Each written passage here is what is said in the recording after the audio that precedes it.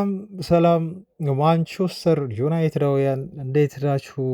ሁሉ ሰላም ቤተሰቦቻችን፣ እነሆ ተገኘን። ዛሬም እንደተለመደው አጠር አጠር በማድረግ አዳዲስ የሆኑ መረጃዎችን ይዘንላችሁ ተገኝተናል። ቤተሰቦች፣ በዛሬው ዜናችን ከምናቀርብላችሁ መረጃዎች መካከል ሜሰን ግሪንውድ ወደ ዩናይትድ ሊመለስ ይችላል ተብሏል። ይሄ ባይሆን እንኳን ለክለቡ እጅግ ትልቅ የሆነ ገንዘብ ሊያመጣ እንደሆነ ፋብሪሶ ሮማኖ ዘግቦታል። ዝርዝሩን ትሰማላችሁ። ሞርጋን ሮጀርስ በርካቶች ክለቦች በመላው አውሮፓ በተለይ ሙኒክ ቢፈልገውም ግን እንግሊዝ መቆየት ይፈልጋል ተብሏል። ሰላም ዩናይትዶችም በዝውውሩ ላይ እንቅስቃሴ ውስጥ መሆናቸው እንቅስቃሴ መጀመራቸው ተገልጿል። ዝርዝሩን ትሰሙታላችሁ።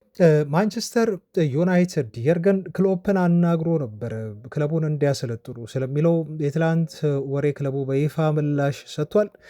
ከእርሱ ይልቅ ግን ሌላኛውን ጀርመናዊ አሰልጣኝ ወደ ማንቸስተር ዩናይትድ ለማምጣትና የኤርገን ክሎፕን ታሪክ ለመድገም ክለቡ ተስፋ አድርጓል። በዝርዝር የምትሰሙት የዜናችን አካል ነው።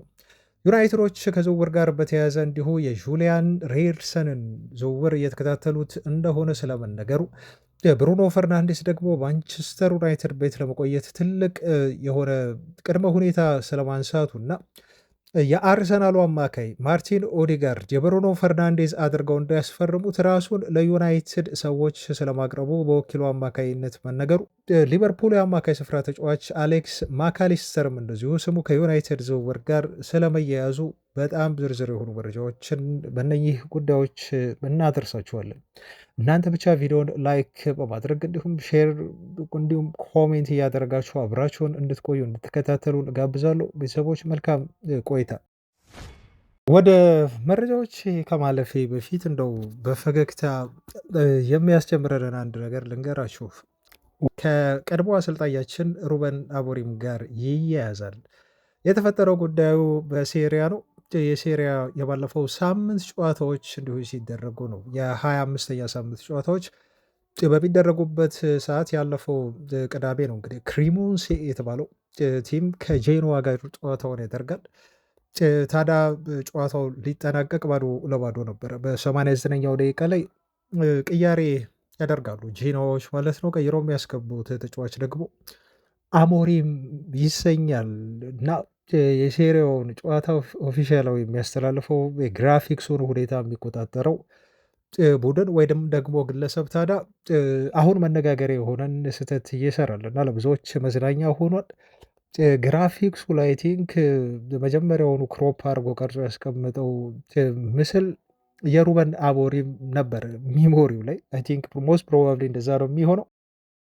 ስለዚህ የጄኖዋው አሞሪም የሚባለው ተጫዋች ቀይሮ ሊገባ ሲል የተጠቀመው ግራፍ የራሱ የጄኖዋውን ተጫዋች ምስል ሳይሆን የሩበን አሞሪምን ምስል መሆኑ ነው። ታዲያ በጣም አስገራሚ የሆነው ማለት ነው። እና ሩበን አሞሪም እንግዲህ ለጄኖዋ በ89ኛው ደቂቃ እንደ ግራፊክሱ ባለሙያ ከሆነ ተቀይሮ ገብቶ ለዢሮና ጨዋታውን አድርጓል እንደማለት ነው። እና በርካቶች ይህን ጉዳይ ተዝናንተውበታል። ጄኖዋ ማለት ነው። ቤተሰቦች ይቅርታ፣ ዤሮና ካልካችሁ ከስፔኑ ክለብ ጋር ስሙ ስለሚመሳሰል ነው። እና ይሄ የባለፈው ቅዳሜ ጄኖዋ ተጫዋች ቅያሬ ሁኔታ በርካቶች እስካሁን ድረስ እየተዝናኑበት እና ሩበን አሞሪም ማንቸስተር ዩናይትድን ከለቀቁ በኋላ እንኳን መነጋገሪያ የሆነ አሰልጣኝ ሆኗል ተብሎ ብዙ የተወራበት ነገር ስለሆነ ነው። ቤተሰቦች እንደው ከመዝናኛው መረጃችን እንጀምር ብዬ ይሄን ያመጣሁላችሁ።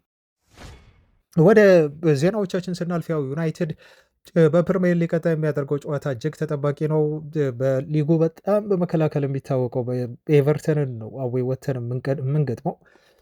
ለኤቨርተኑ ጨዋታ በተጫዋቾቻችን ከፍተኛ የሆነ ዝግጅት እያደረጉ እንደሆነ በዱባይ ሞቃት የሆነ በአየር ጸባይ እዛ መዘጋጀት የሚችሉበት አማራጭ ቀርቦላቸው ግን ዲያጎ ዳሎ ተጫዋቾቹ ተሰብስበው በተጠየቁበት መድረክ ላይ እዚሁ ካሪንግተን ቆይተን ለኤቨርተን በቂ ዝግጅት ማድረግ አለብን ብሎ ባመጣው ሀሳብ መሰረት ሁሉም ተጫዋቾች ተስማምተው የዱባዩን ትሪፕ ትተው በካሪንግተን ልምምድ እየሰሩ ዝግጅት እያደረጉ እንደሆነ ይታወቃል። ታዲያ ዲያጎ ዳሎ ትላንትና በኢንስታግራም ገጹ ላይ ልክ ከማች ዴይ ሲኖር ተጫዋቾች ያው ታውቃላችሁ ኢንስታግራም ላይ ይፖስታሉ። በተለይ ቋሚ ተሰላፊ የሚሆኑ ተጫዋቾች የሁለቱን ክለቦች ሎጎ ያደርጉና በጨዋታው ላይ ቋሚ ሆነው እንደሚሰለፉ ወይም ሊካተቱ እንደሆነ የሚጠቁም ምልክት ይሰጣሉ እና ዲያጎ ዳሎ ይሄን ቀደም ብሎ ነው ያደረገው። ገና ጨዋታው የሚደረገው ሰኞ ነው የፊታችን። ቀደም ብሎ ትላንት ይሄንን ነገር የኤቨርተንን ክሮፕ አድርጎ ፕላስ የዩናይትድን ደግሞ ሎጎ ክሮፕ አድርጎ ስለ ጨዋታው ፖስት መፖሰቱ በጣም መነጋገሪያ ሆኗል እና ኮሜንት ላይ ሁሉ እየገቡ ዲያጎ ዳሎ ሰኞ እኮ ማለት የዛሬ ሳምንት ነው እያሉ ኮሜንት ሰጥተውታል። አንዳንዶቹ በጣም ነው የቀለዱት። ብቻ ዲያጎ ዳሎ የሆነ ድረግ ወስዶ ነው መሰለኝ እስቲ የሆነ ሰው ወይ ጠጥተው ነው ገና እኮ ነው ጨዋታው ምን አስቦ ነው አይነት ኮሜንቶች ናቸው። ለማንኛውም ግን ዲያጎ ዳሎ ለጨዋታው ምን ያህል እየተዘጋጀ እንደሆነ ከወዲሁ ያሳየበት ይመስለኛል። ኮሜንቶቹ ግን ብዙ አስቂኝ ነበሩ። ዛሬ እንግዲህ ከሚያዝናኑ ዜናዎች ነው የጀመርነው ፕሮግራማችንን። በዲያጎ ዳሎ ጉዳይ ግን እችን ነገር ብዬ እንደዚሁ ላጠናቅ ስለ ተጫዋቹ ካነሳን ዘንዳ ቢልድ የተባለው ጋዜጣ ነው ይህን መረጃ ይዞ ወጣው። ዩናይትዶች ታውቃላችሁ በዲያጎ ዳሎ መቀጠል አይፈልጉም። ተጫዋቹ ኦፍኮርስ ጥሩ የቡድን ተጫዋች ነው። በጣም ይጠራል። ቤንጃሚን ሼሽኮ በጣም ቤስት ፍሬንዱ ነው። ብዙ ነገሮችን ይረዳዋል እና አሁን ዩናይትዳዊ ነው። ዩናይትድ ደግሞ ውስጥ ያለ ልጅ ነው።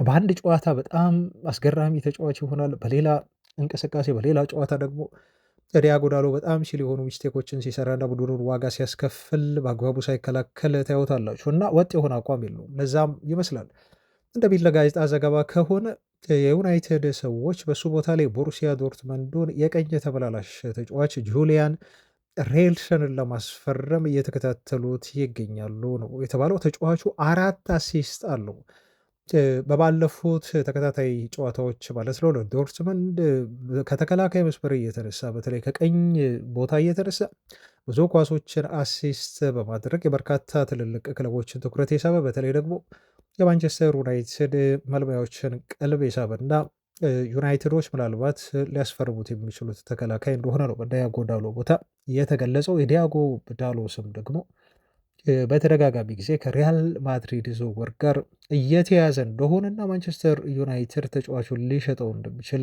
ከዚህ በፊት መነገሩ እንዲሁ ይታወቃል። የኤቨርተኑ የአጥቂ መስመር ተጫዋችና የማንቸስተር ዩናይትድ አማራጭ የዝውውር ኢላማ የሆነው ኒዳዬ ትላንትና የሰጠው ምላሽ ብዙ መነጋገሪያ ሆኗል። ጉዳዩ በዩናይትድ ደጋፊዎች መካከል ነው ትኩረት አግኝቶ መነጋገሪያ የሆነው።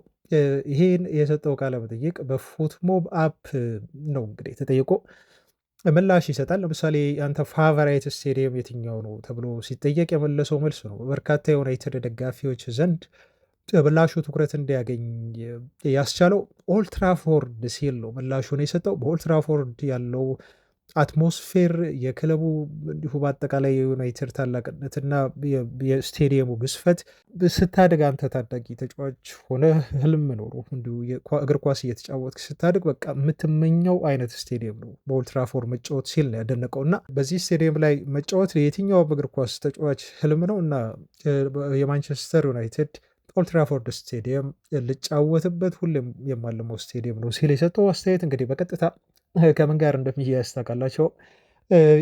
ተጫዋቹ ማንቸስተር ዩናይትድ አጥብቆ እየፈለገው ስለሆነ በግራ የአጥቂ መስመር ቦታ ላይ ከያዛቸው አማራጮች አንዱ ነው። በዛ ምክንያት ዩናይትድ ይሄን ልጅ እንግዲህ ሊያስፈርመው ከፈለገ ሊያገኘው ይችላል የሚል ተጫዋቹ ለዩናይትድ ጥሩ ነገር እንዳለው እና ዝውውሩን በቀላሉ ዩናይትዶች ሊያሳኩት እንደሚችሉ ተደርጎ ተወርቷል ለማለት ነው። ሉዊስ ሳሃም አድንቆታል። በነገራችሁ ላይ ንዳዬ ማንቸስተር ዩናይትድ መፈረም አለበት፣ ዩናይትዶች እሱን ሊያስፈርሙት ይገባል ብሎ ነው የተናገሩ። ለኤቨርተን ከፈረመ በኋላ አለ የቀድሞ የዩናይትድ ሌጀንድ አጥቂ ሉዊስ ሳሃ ለኤቨርተን ከፈረመ በኋላ አስገራሚ የሆነ ታለንት እንዳለው ያሳየን ተጫዋች ነው ሲል ነው ያደንቀው። በጣም ነው የምወደው ተጫዋቹን ብሏል። ምናልባት አንድ ቀን ለማንቸስተር ዩናይትድ ይጫወታል ብዬ አስባለሁ ሲል ተናግሮ ያለው ስኪል የማይታመን ነው። የሚጫወትበት ያጨዋወት ስታይልም ደግሞ እጅግ በጣም ግሩም ነው። እውነት ለመናገር ከብሪያን እምቡሞ ጋር አጫወቱ ይመሳሰልብኛል። ከኳስ ጋር ፍጹም ምቾት ተላብሶ ነው የሚጫወተው። ከእንደገና ወርክሬቱም ቢሆን በጣም ጥሩ ነው እና ይሄ ተጫዋች የዩናይትድ ያሁኑ ሁለት ተጫዋቾችን በጥምረት የያዘ የነኛን ተጫዋቾች ባህሪ የሚያሳየኝ ልጅ ነው ሲል ያደነቀው እንግዲህ ተጫዋቹ የአማድን ከኳስ ጋር ያለውን ይሄ ችሎታ እንደዚሁም የብሪያን እምቦሞን ወርክ ሬትን የሁለቱን አጣምሮ የያዘ አስደናቂ የሆነ ተጫዋች ነው በሚል ነው የቀድሞ ክለቡ ዩናይትድ ነዳይን እንዲያስፈርመው የራሱን አስተያየት እየሰጠው ሉዊስ ሳሃ። የማንቸስተር ዩናይትድ ዋነኛ የግራ አጥቂ መስመር ቦታ የዝውውር ኢላማ ላይ ተፈላጊ የሆነው ግን ቁጥር አንድ ኢላማቸው ዲያሞንዴ ይመስላል ከዱዳይ ይልቅ። ይሄ ተጫዋች በቅርቡ እንግዲህ ትላንት መረጃው እንዳደረስናቸው ከቢልድ ጋር ቃለመጠይቅ ባደረገበት ወቅት ብዙ ነገሮችን ዳሷል። ለምሳሌ ትላንት ካደረስናቸው መረጃ ውስጥ የሊቨርፑል ደጋፊ የሆነው አባቴ እንጂ እኔ አይደለሁም ሲል አስተያየት መስጠቱና ሰዎች በተሳሳተ ያንን እንደተረዱበት መናገሩን እንዲሁ አድርሰናችሁ ነበር። አሁን ደግሞ በልጅነቴ ቼልሲ ቤት ትሪያል አድርጌ ነበር፣ የሙከራ ጊዜ አሳልፌ ነበር። ነገር ግን ሌጋኔስን ለመቀላቀል በመጨረሻ ወሰንኩኝ ሲል ተጫዋቹ አስተያየቱን ሰጥቷል ማለት ነው እና ይሄን ውሳኔ እኔ መወሰን ነበረብኝ ብሏል እና ብዙ ሰዎች ለቼልሲ መጫወት እንዳለብኝ በወቅቱ ይነግሩኝ ነበር። ግን እኔ ለቼልሲ ተጫዋቼ እዛ ከማሳለፍ ይልቅ በቀጥታ ወደ ሌጋኔስን መምረጥ ወስኜ ወደዛ አምርቼ እንዲሁ ለሌጋኔስ ልፈርም ችያለሁ ሲል ነው የተናገረው። የሌጋኔሱ ፕሬዚዳንት አለ በጣም በብዙ ነገሮች ረድተውኛል፣ በተለይ ወደ አሜሪካ እንድጓዝ ሲል ነው የተናገረው።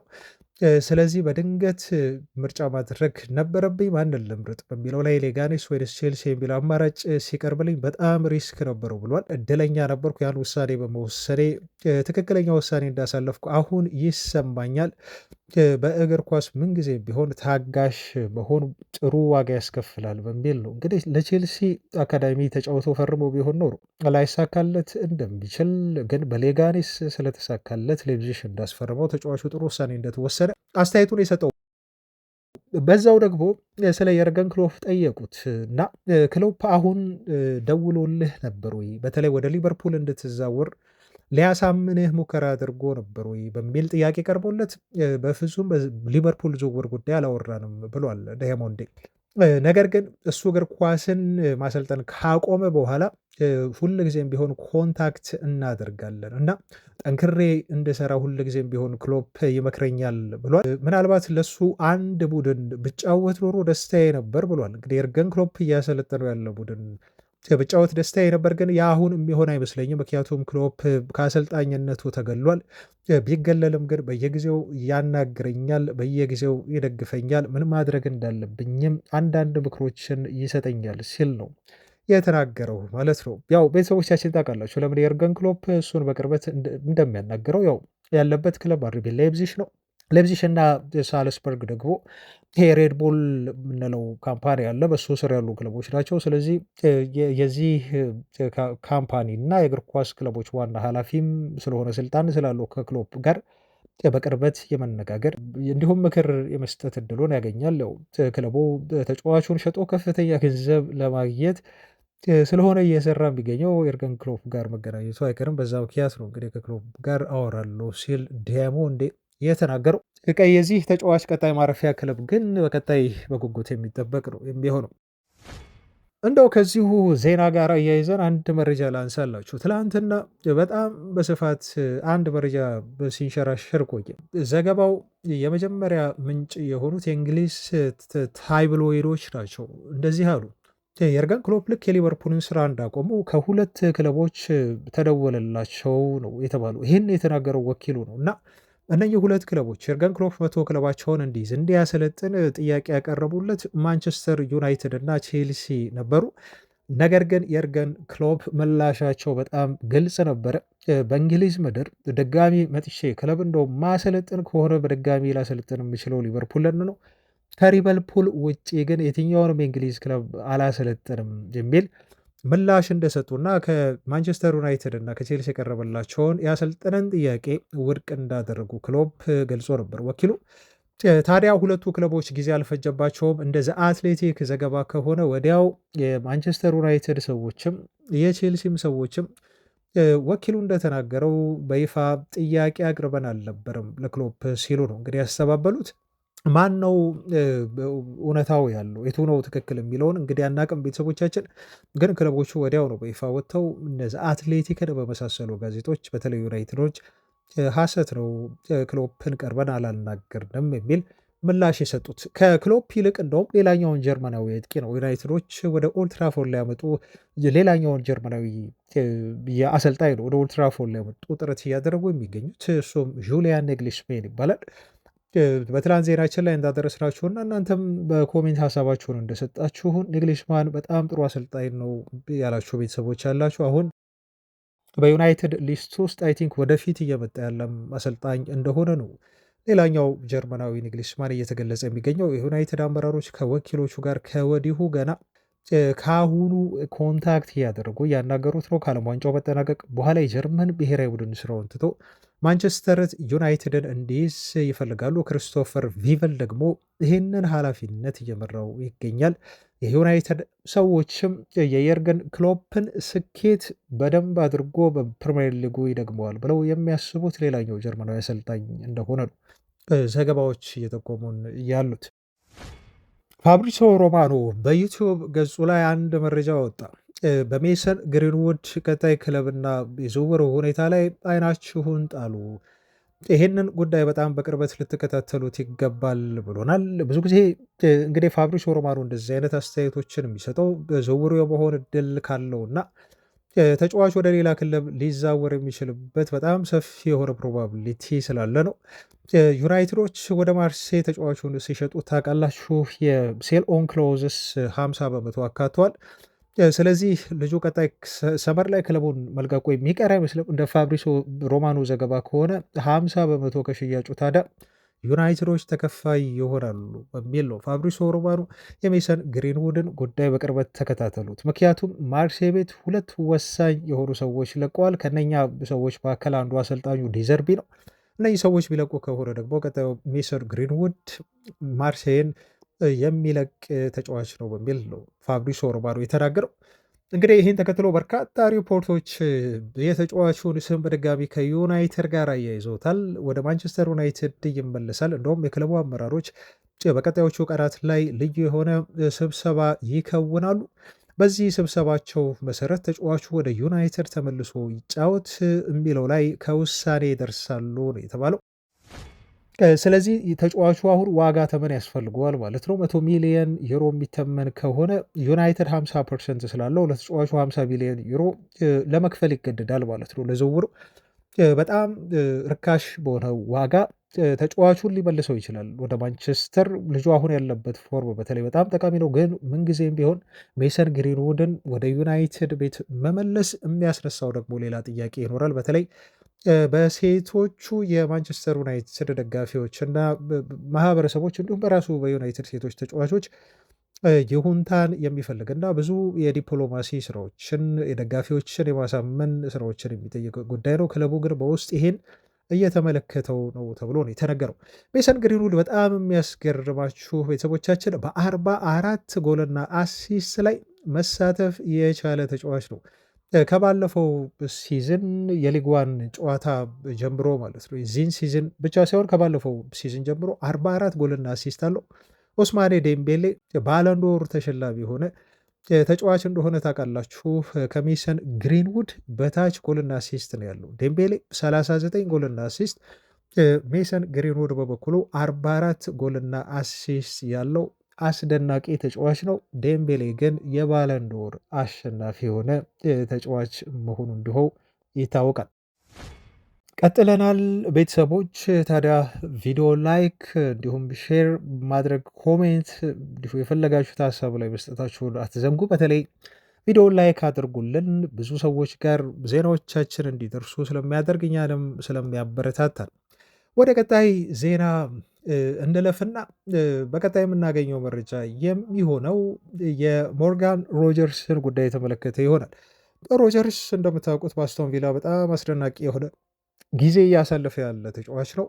በተለይ አስቶን ቪላዎች ከአውሮፓ ሻምፒዮንስ ሊግ መድረክ ውጭ ሆነው የሚያጠናቅቁ ከሆነ ተጫዋቹ ቪላን ፎርስ አድርጎ ወደ አውሮፓ ሻምፒዮንስ ሊግ ተሳታፊ ክለቦች የሚሄድበት እድል ሰፊ እንደሆነ ዘገባዎች እየወጡ ነው ያሉት።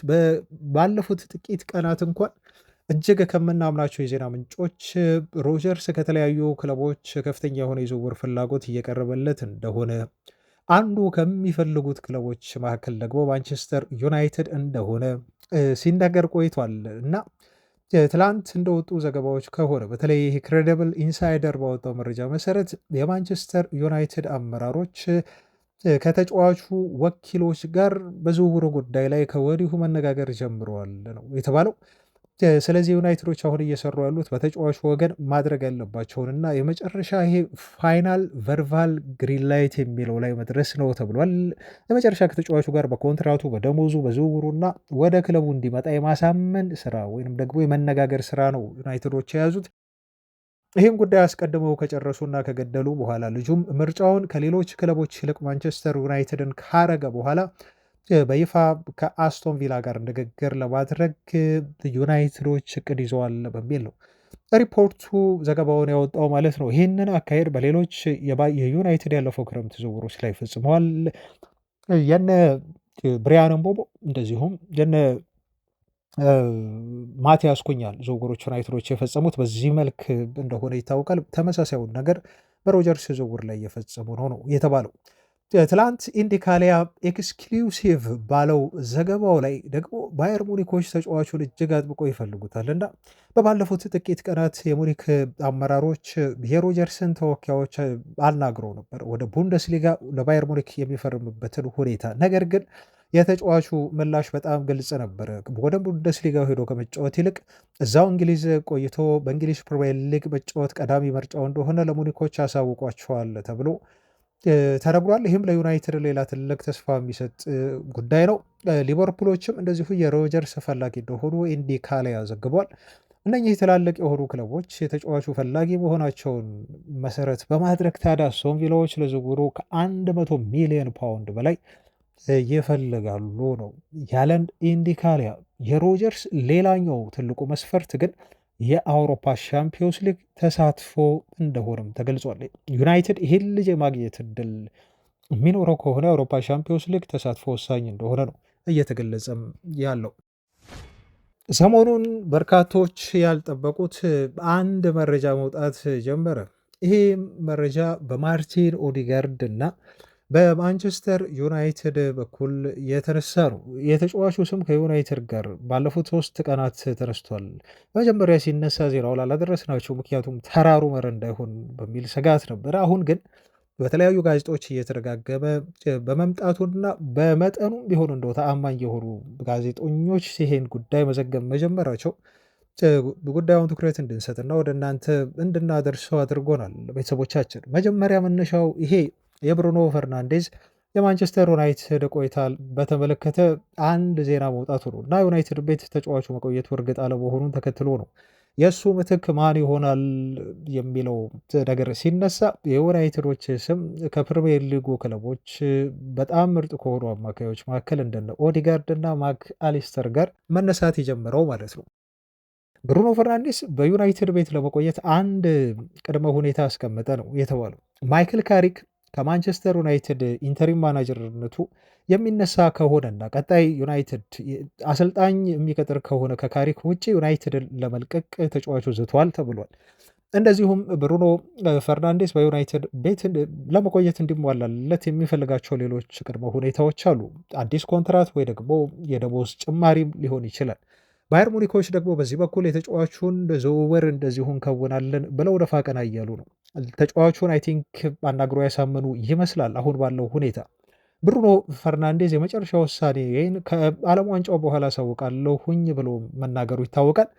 በዚህ ምክንያት ነው ታዲያ ዩናይትዶች አሁንም ቢሆን በተጫዋቹ ቆይታ እንዲሁ እርግጠኛ ስላልሆኑ እና ተጫዋቹ እያነሳቸው ያሉ ጥያቄዎች እንዲሁ የክለቡ ሰዎች ላይቀበሏቸው የሚችላቸው መሆኑን ተከትሎ ነው። ለምሳሌ በካሪክ ጉዳይ ላይ እንዲሁም ከፍተኛ የሆነ የደሞዝ ጭማሪ ጠይቋል። በዛ ጉዳይ ላይ ዩናይትዶች እርግጠኛ አይደሉም ጥያቄውን እንደሚመልሱለት። ስለዚህ የዩናይትዶች አሁን ቀጣይ እንቅስቃሴ የሚሆነው ብሩኖን በማን እንተካ የሚለው ላይ ይሆናል ማለት ነው። ለዛ ነው የኦዲጋርድ እና የማካሊስተር ስም ከዩናይትድ ጋር መያያዝ የጀመረው። ለምሳሌ አሁን የመጀመሪያውን እንየውና የኦዲጋርድን ጉዳይ ስናይ ተጫዋቹ ራሱ ነው የተባለው ራሱ በወኪሉ አማካኝነት ዩናይትዶች ጋር ቀርቦ አስፈርሙኝ፣ የምትፈልጉ ከሆነ እኔ ማስፈረም እና የብሩኖ ፈርናንዴስ ተተኪ ማድረግ ትችላላችሁ የሚል ቀጥተኛ ጥያቄ ከተጫዋቹ መጣ ነው የተባለው። ያው ወኪሉ ስራው ነው። በአርሰናል ቤት አሁን ቦታው በሚካኤል አርቴታ እየተሰጠው ባለው ነገር ተጫዋቹ ደስተኛ የሆነ አይመስልም። እንዲሁም አምበልነቱ ወደ ራይስ አሁን እያደላ ነው እና ራይስ ቀጣዩ የአርሰናል አምበል ይሆናል የሚል ወሬም አለ። በእንደዚህ እና በሌሎች ምክንያቶች የተነሳ ማርቲን ኦዴጋርድ አሁን ከአርሰናል ውጭ ህይወትን እየተመለከተ ይገኛል እና መዳረሻው ሊሆኑ ከሚችሉ ክለቦች መካከል ደግሞ አንዱ ማንቸስተር ዩናይትድ ነው ተብሎ እየተገለጸ የሚገኘው ማለት ነው። ቤተሰቦቻችን እንግዲህ በክለቦቹ ታሪክ ትልልቅ ዝውውሮች ተፈጽመዋል። ከእንደ ሮቨን ቫን ፐርሲ ዝውውር በተለይ በርካታ የአርሰናል ደጋፊዎች የሚረሱ አይደለም። አሁን ደግሞ ማርቲን ኦዴጋርድን ዩናይትዶች እንግዲህ ብሩኖ ፈርናንዴስ ለቆ የሚያመጡና በሱ የሚተኩት ከሆነ በርካታ የአርሰናል ደጋፊዎች አሁን ቫን ፐርሲ ላይ በያዙበት ቂም ልክ ኦዴጋርድ ላይ ሊይዙበት ይችላሉ። ልጁ ግን ለዩናይትድ የዩናይትድን ማሊያ ለብሶ የብሩኖ ፈርናንዴዝን ቦታ ለመተካት ድፍረቱ እንዳለው በዚህ ጥያቄው መሰረት አሳይቷል ተብሎ ነው መነጋገሪያ የሆነው። በሌላ ዜና ደግሞ ትላንት ነው ይሄ ዜና የወጣው። ማካሊስተር ሊቨርፑልን ለመልቀቅ ተዘጋጅቷል ተብሎ ነው የተገለጸው እና ሊያመራ ይችላል ተብሎ በስፋት ከተነገረባቸው ክለቦች መካከል ደግሞ አንዱ ዩናይትድ መሆኑ ነው አነጋጋሪ ሆነው። ሊቨርፑልና ማንቸስተር ዩናይትድ ያለባቸው ታሪካዊ ባላንጣነት በጣም የሚታወቅ ነው እና እንዴት አንድ በማካሊስተር ደረጃ ያለ ተጫዋች ወደ ማንቸስተር ዩናይትድ ሊቨርፑልን ለቆ ሊያበራ ይችላል የሚለው ብዙዎች ጥያቄ ያነሱበት ጉዳይ ነው። ግን እንደ ሚረር ጋዜጣ ዘገባ ከሆነ ማካሊስተር እና ሊቨርፑል ቀጣይ ክረምት ላይ መለያየታቸው የሚቀር ጉዳይ አይደለም። ስለዚህ ማካሊስተር የብሩኖ ፈርናንዴዝ ተተኪ ሆኖ ሌላኛው እንዲሁ በብሩኖ ፈርናንዴዝ መልቀቅ ምክንያት ዩናይትዶች በሊስታቸው ውስጥ ያካተቱት እሱን ይተካልናል ብለው ያሰቡት የፕሪሚየር ሊግ ልምድ ያለው ጥሩ የአማካይ ስፍራ ተጫዋች ነው። በዛ ምክንያት ዩናይትዶች ፍላጎታቸውን አስመዝግበዋል ተብሏል። እንግዲህ ዩናይትዶች የፈለጉት ተጫዋቹን ቢሆን ወደ ዩናይትድ የመዘዋወር ፍላጎት ስላለው ነው ማለት ነው ቤተሰቦቻችን። እና የማካሊስተር የማንቸስተር ዩናይትድ ዝውውር ወሬ ተነስቷል። እነዚህ ሁለት የዝውውር ዜናዎች አሁን ያደረስናችሁ እንግዲህ በበርካታ የሊቨርፑልና የአርሰናል ደጋፊዎች የማይታመኑ ግን እንደው የዝውውር ነገር አይታወቅም ቤተሰቦቻችን። ስለዚህ ቀጣይ ክረምት ላይ በተለይ ብሩኖ ፈርናንዴስ የሚለቅ ከሆነ ሊሆኑ የሚችሉ የዝውውር አይነቶች ናቸው ማለት ነው። ግን በማካሊስተር ጉዳይ ወዲያው ፋብሪሶ ሮማኖ ወጥቶ በተጫዋቹ በዝውውር ሂደት ላይ እስካሁን ድረስ ከማንቸስተር ዩናይትድ ወገን ኢኒሺየት አልተደረገም። በሩመር ደረጃ ወይ ከጀርባ ኢንፎርማል የሆኑ ንግግሮች ሊኖሩ ይችላሉ። ግን በይፋ አድቫንስድ የሆነ እንደው በጣም በጥልቀት በቃ ተጫዋቹ ወደ ዩናይትድ ሊሄድ ነው የሚያስብል ንግግርም ሆነ እንቅስቃሴ የለም ሲል ነው ፋብሪሶ ሮማኖ በዚህ ጉዳይ ላይ ምላሽ እየሰጠበት። ቤተሰቦቼ እነኚህን ይመስላሉ የዛሬ መረጃዎቼ። አብራችሁኝ ስለሆናችሁ ስለተከታተላችሁኝ ሁሌም ቢሆን ከጎኔ ለሆናችሁ ፍጹም ታማኝና እንደው በጣም በጎ የሆናችሁ የቻናል ቤተሰቦች ከጎኔ ስለሆናችሁ አሁንም አመሰግናለሁ። ነገ በተለያዩ አዳዲስ ነገሮች አዳዲስ ዝውውሮች አገኛችኋለሁ። እስከዛ ሰላሙ ባይ